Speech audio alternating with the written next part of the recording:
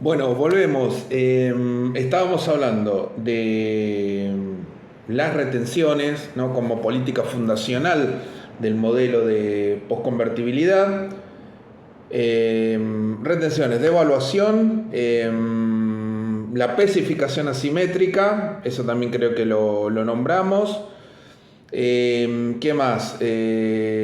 Y el congelamiento de tarifas, sí, eso me estaba olvidando. Sí, a partir de ahí se empiezan a congelar las tarifas de servicios, para evitar una estampida inflacionaria como consecuencia de, obviamente, de la devaluación, porque como dijimos anteriormente, ¿sí? La devaluación iba a traer primero el alza del costo de vida, el uso de los precios, de todos los servicios, no solamente los bienes alimentarios, y por otro lado la baja de salarios. Entonces, de alguna manera se trataba de mitigar en todo lo que tenía que ver con el alza del servicio a través de los subsidios, ¿sí? Que bueno, la política de subsidios siguió hasta hace poco, ¿no? Y ahora ya lo están sacando deliberadamente, digamos que el gobierno de Milei lo está sacando deliberadamente, esos subsidios. Entonces eh,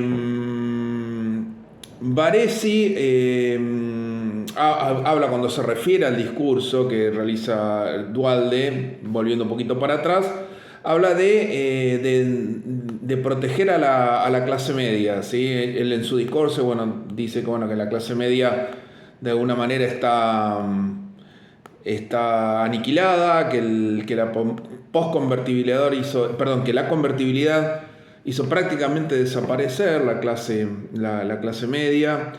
Entonces la idea era recuperar, ¿sí? Recuperar o hacer reflotar la clase media, por un lado. Por otro lado, mantener el orden, ¿sí? Mantener el orden a través de tratar de alguna manera llegar con los planes sociales a los sectores más vulnerables y a partir de ellos mantener el orden.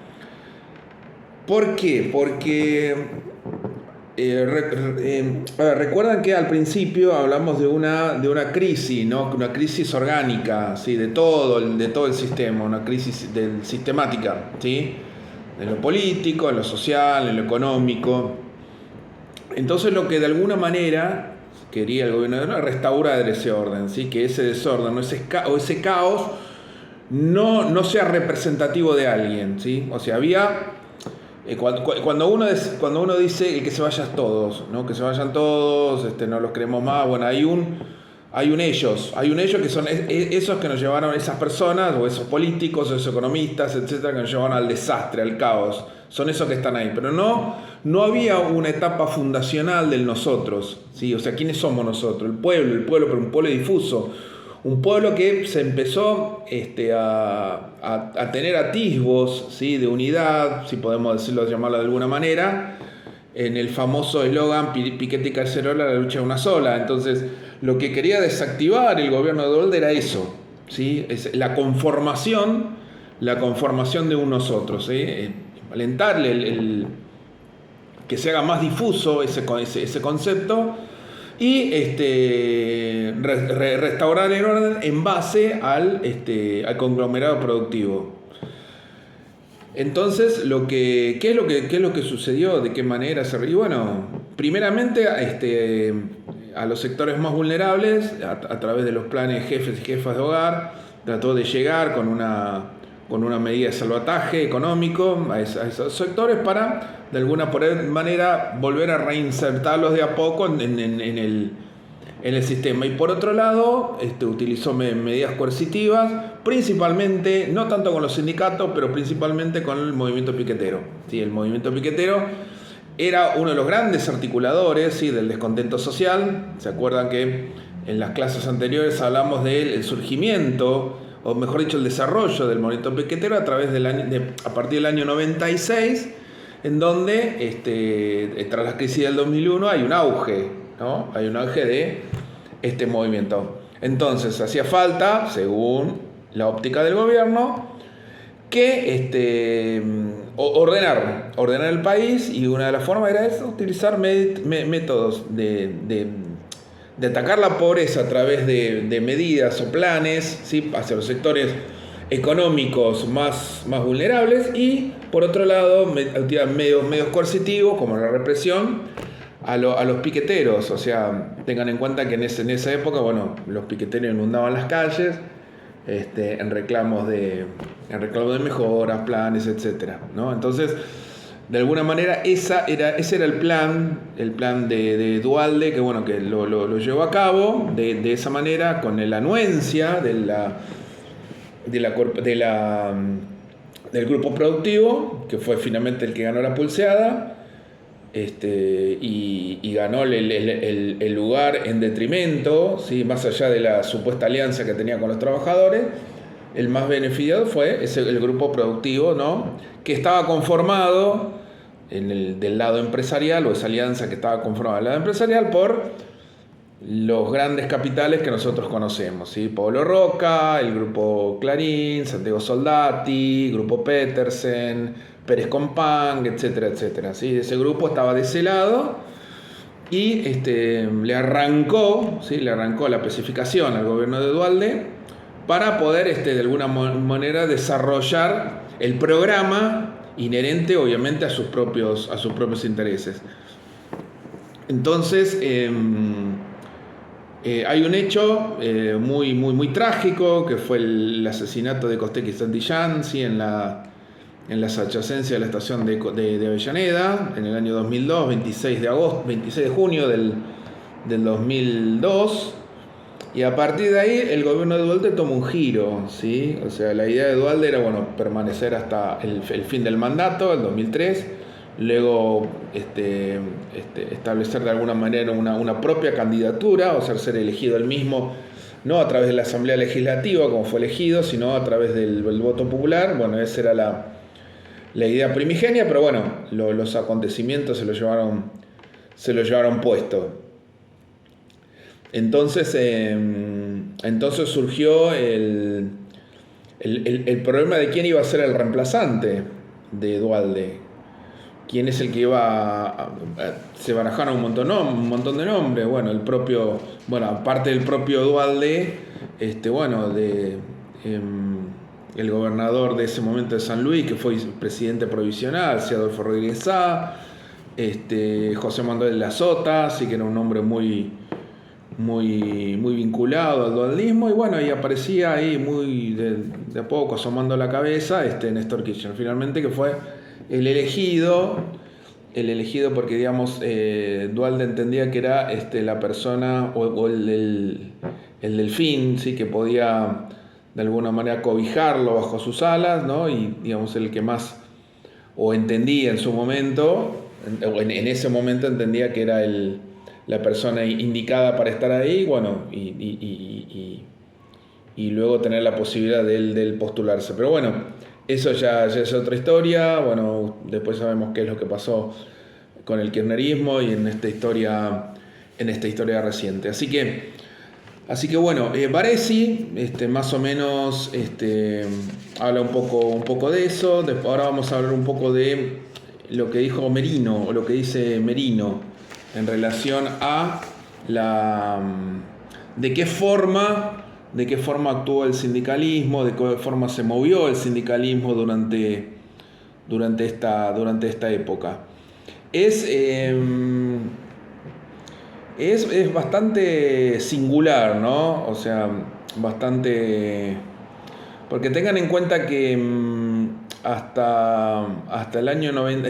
A ver, durante todo el menemismo, como vimos, hubo una CGT oficialista, ¿no?, que de alguna manera hasta el año 99 estuvo en el gobierno, le votó la mayoría de las leyes, principalmente hasta el año 97. Después, bueno, ahí ya hubo si bien no hubo una ruptura, hubo una especie de distanciamiento de la CGT oficial, que en ese momento estaba conducida por Daer, y obviamente del lado más combativo del MTA, ¿no?, el Movimiento de Trabajadores Argentinos, la corriente clasista y la CGT, y la CTA, ¿sí?, la Confederación de Trabajadores Argentinos, ¿sí?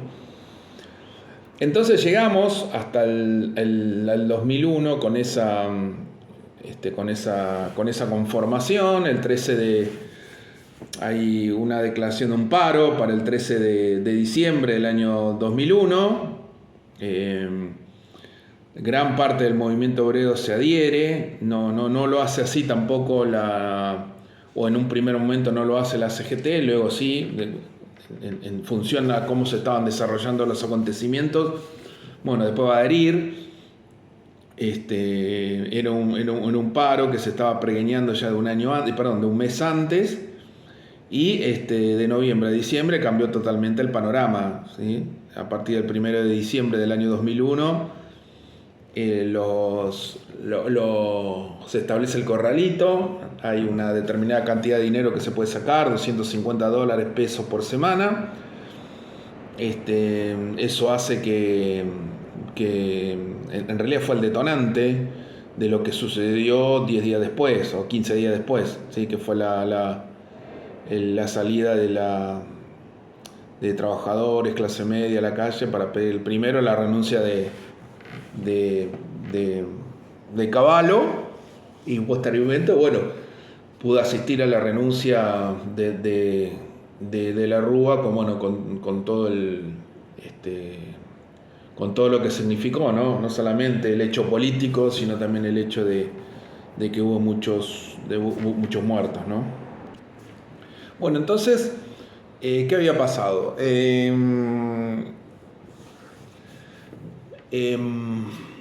No hubo si bien muchos atribuyen a la CGT una participación más activa en lo que fueron los sucesos del 18 y 19 de diciembre de 2001, no lo fue así, ¿sí? Una vez que se realizó la convocatoria al paro, después, bueno, hasta el gobierno de Duhalde no hubo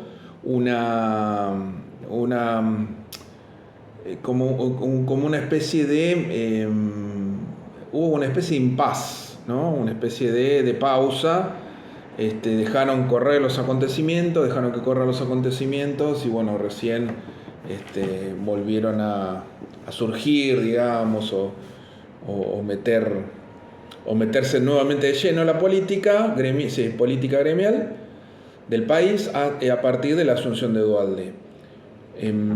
Hay que tener en cuenta que ya en la época el MTA, ¿sí? Creo que no lo dije, y si no, bueno, lo digo ahora, el MTA ya se estaba convirtiendo en una especie de CGT de hecho, ¿sí?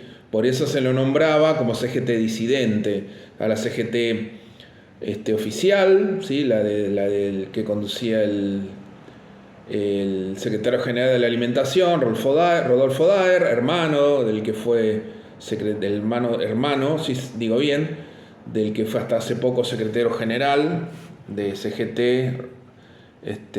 Héctor Daer, del Sindicato de Sanidad. Entonces, ¿qué es lo que sucedió? Cuando asume Duhalde, primeramente hay unas conversaciones con Rodríguez Sá, donde, bueno, Rodríguez Sá establece un aumento por decreto, y cuando ya asume Duhalde, la propia CGT le pide, bueno, entre los puntos principales, lo primero que le pide es la derogación de la ley Banelco, ¿sí? La ley echada por De la Rúa, que no se va a derogar, la va a derogar el gobierno de Néstor Kirchner más adelante, 2 años después. Y la derogación del recorte del 3% a los jubilados, ¿sí? Que lo había hecho la ministra de Trabajo de ese momento, Patricia Bullrich. Entonces, cuando asume Duhalde, pone un hombre de confianza como jefe de gabinete, como ministro de Trabajo, Alfredo Atanasov, que era el dirigente, el secretario general de los municipales. Entonces, la primera medida que tomó, ¿sí? en cuanto a lo que pedía la CGT, fue como para, digamos, tenderle puentes a la CGT, es establecer la doble indemnización, que perduró hasta el año 2000, creo que hasta el año 2005, en donde luego fue dejado sin efecto, ¿no? Por haber llegado ya a un dígito de desempleo. Entonces, en un principio, Duhalde recibió el apoyo de los principales sindicalistas, los llamados gordos de la CGT, Cavalieri, de Comercio, Gerardo Martínez, de la UOCRA, Hueso Campo, de Sanidad, Ligieri, de Obras Sanitarias, ¿quién más? Bueno, Oscar Lescano, de Luz y Fuerza.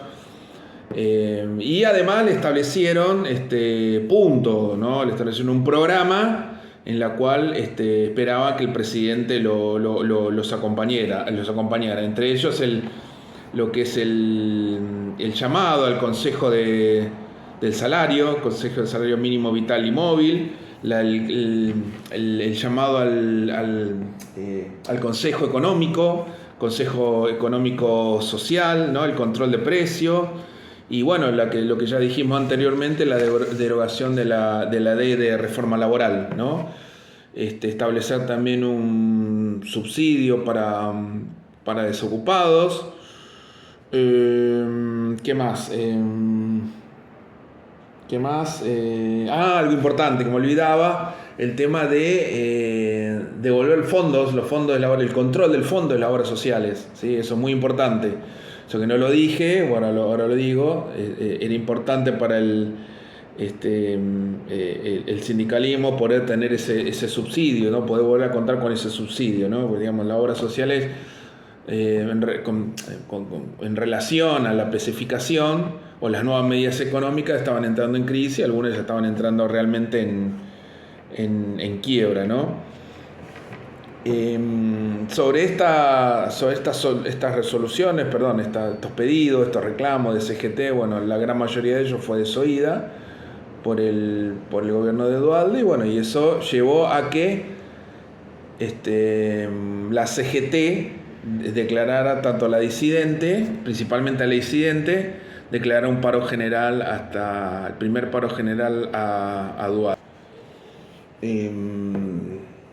Bueno, finalmente el primer paro contra el gobierno de Duhalde, es importante decir, ¿no? Porque siempre se dice, bueno, por eso es importante de alguna manera conocer la historia, ¿no? Entenderlo, porque muchos dicen o se dicen, o expresan frases que no son del todo ciertas. O sea, muchos dicen que, bueno, que al gobierno peronista se le tarda en hacer paros, o no se les hacen, y hablan de tardar años en hacerle paro, y sin embargo a Duhalde el primer paro se le hizo el 30 de mayo, o sea, 5 meses o 4 meses y medio después de que haya asumido, que asumió efectivamente el gobierno.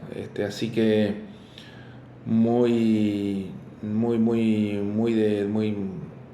de absurdo decir que el peronismo, el sindicalismo eminentemente peronista no le hace paros o tarda más en hacerle paros a un gobierno peronista que un gobierno.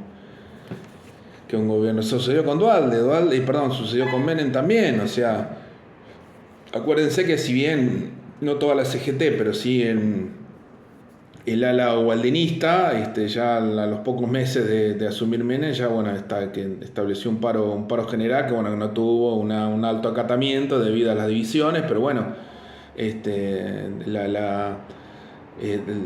las centrales sindicales de ese momento y los que vemos también en el 2002 también eran la mayoría de afiliación peronista, y bueno, en esa identidad peronista es la que quería rescatar Duhalde, ¿no? O sea, tratar de llevar adelante con apoyo de la CGT, obvio, pues sabía que había un ajuste. Inclusive llegó a gente de la CGT cuando tuvo reuniones, o su ministro de Economía tuvo reuniones con el FMI, bueno, para que puedan también participar de esas reuniones, opinar, no decidir obviamente, pero sí llevar la opinión y la sugerencia. Entonces, Duhalde trató de alguna manera de apelar de apelar ante la CGT esa identidad peronista que él tenía y bueno, y a partir de ello tratar de tejer lazos con la CGT como para llevar adelante un gobierno, o por lo menos capear de alguna manera la tormenta que todavía no había terminado. ¿Sí?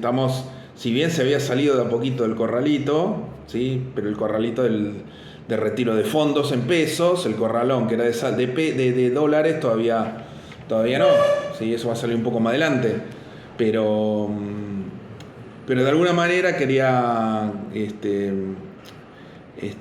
establecer el patrón peronista de la armonía de clase que no se podía dar en ese momento, ¿sí? O sea, de empresarios y trabajadores, porque en realidad la que la estaban perdiendo más eran los trabajadores.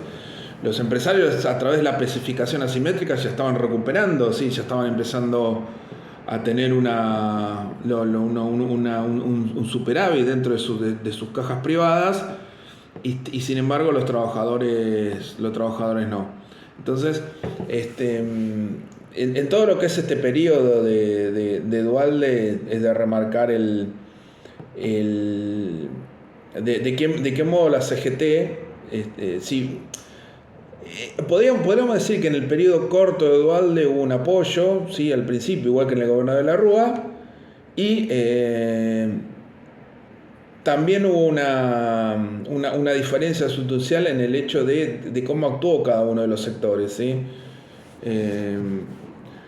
En las medidas o en los reclamos, por lo general la CGT oficial, no en todos, pero en algunos casos también se acoplaba al reclamo de la CGT, en algunos paros también, no en todos, ¿sí? No en todos. Y había una actitud más marcada que en relación al gobierno de Duhalde. ¿Por qué? Porque era un gobierno peronista y sabía que le podía reclamar o que podía pedir cosas, podía exigir cosas teniendo en cuenta la identidad ideológica del gobierno que era de ese momento, que era distinto al del gobierno de la Rúa. Entonces, también desde el sindicalismo argentino se trataba de alguna manera de tomar ventaja de eso que finalmente no pudo ser. Desde ahí en adelante va a haber un proceso de nuevo, de statu quo, después de los sucesos de Avellaneda. Hay una lenta recuperación, pero muy lenta, así que no es más, los planes se multiplican, los planes trabajar, que eran los planes principales, se empiezan a multiplicar. Bueno, el tema de la entrega de alimentos de la canasta básica, el trabajo de las famosas manzaneras, que estaban a cargo de la esposa, el gobernador de Chiche Duhalde. Bueno, de alguna manera el gobierno trataba de llegar, ¿no? Mitigar a través de esas acciones, llegar a los sectores más humildes, donde realmente necesitaban la asistencia del Estado. Ya a partir del año 2003 hay un reagrupamiento de la CGT disidente, ya teniendo en cuenta ya estaban